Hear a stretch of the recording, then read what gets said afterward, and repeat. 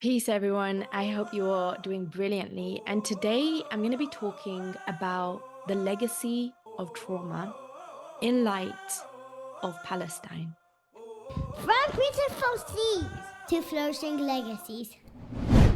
Now, I just want to let you know that I'm going to be reading something that I wrote previously. I am, before a speaker, I am a writer. So I wrote this for an article that I was going to share with an organization. And I decided not to share it because of the platform that it was going to be shared on. So I never shared this article with anybody, and I am sharing it with you today. And I hope that you benefit from it and gain value. And here it is. So I'll be speaking to you and I'll be reading it at the same time. Okay. So the title is A Legacy of Trauma. So there has been a conversation that has been gaining increased attention over the past few years, more so than usual. It revolves around the escalating condition known as narcissism. You might be familiar with it. The defining trait of a narcissist is their heightened ego, which is a self-defense mechanism developed in response to childhood abuse. Some say that it might not have been as well. There's a difference of opinion. But the thing which is the same all around is that heightened and bloated and unhealthy sense of ego. So the underlying cause that propels individuals afflicted by and embracing this condition as the identity of narcissism is shame, right? These people are mainly shame driven. Another theory in trauma is called reenactment. And this explains how individuals unconsciously repeat situations which they have been in since they were children, and they keep repeating these past traumas even in adulthood as well. And these events that they keep repeating resemble past traumas, or not of the events themselves, but how they were impacted by them. I hope I haven't lost you, right? So Peter Levine wrote a book. It's called Waking the Tiger, and he talks very deeply about this inside of this book. I would highly recommend for you to read this book, but it talks about this idea of reenactment, and he talks about this idea of subconscious reenactment, meaning that we are acting out behaviors of pain that we have been through and of trauma, and how we reacted to the trauma, and we are acting this out subconsciously. We are not even conscious of it, right? For instance, a person might have been raised in a very toxic environment.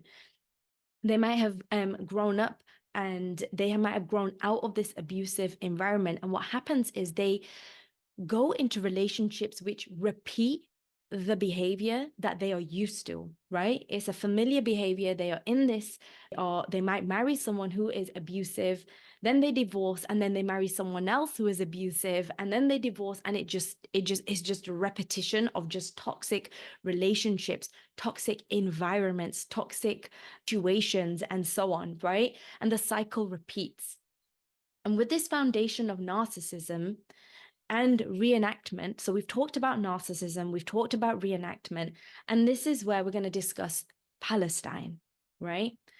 So imagine a nation of people who identify, I'm emphasizing the word identify, as the abused, oppressed, and the wronged. Their land is repeatedly taken. Their children are killed by tyrants, and then Hitler arrives. A Holocaust ensues, and a world power steps in, offering what seems like a relief, a new land, a promised land, however, and saying that it belongs to them. However, it isn't yet theirs, as there are natives who are living on this land and have been living on that land for centuries. These natives become obstacles to the victims of ethnic cleansing. And now, here is the test. How will the victims treat those now who are in the same shoes as they were, metaphorically? Will they show mercy? Will they show dignity? Will they show integrity? And 75 years later, The land claimed as promised ground is stained with the blood of the natives. Homes are crumbled into rubbles, and a part of the land is enclosed with spiked gates. It is controlled by the victims who manipulate electricity, water, food. These are self-claimed victims. These victims have raised their guns, shooting at small Davids armed with slingshots against monstrous forces. Whether driven by the strength of resilience, small feats, resistance, or courage in the form of a small pebble, or simply desiring the land, the victims repeat and reenact the history of those who they identify with. Yet this time, they are no longer ever going to be victims again. And they are carried by an inflated sense of entitlement to this land. They will wipe out a whole nation of people who were there before them to get it, including men, including women, and including children. They portray themselves as good in the world, investing millions and even billions so people can see them in that way. You might argue that comparing a nation to an individual disorder like narcissism is a far stretch. However, are we not made of cells?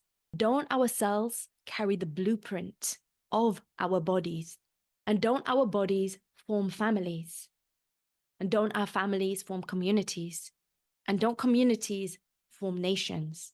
If there is a nation of self-entitled oppressors whose inflated sense of self, of ego, drives them to do anything to fulfill their desire, it would be the Zionist nation. The Zionists, the people who support Zionism. Ignorance amongst them is not justified.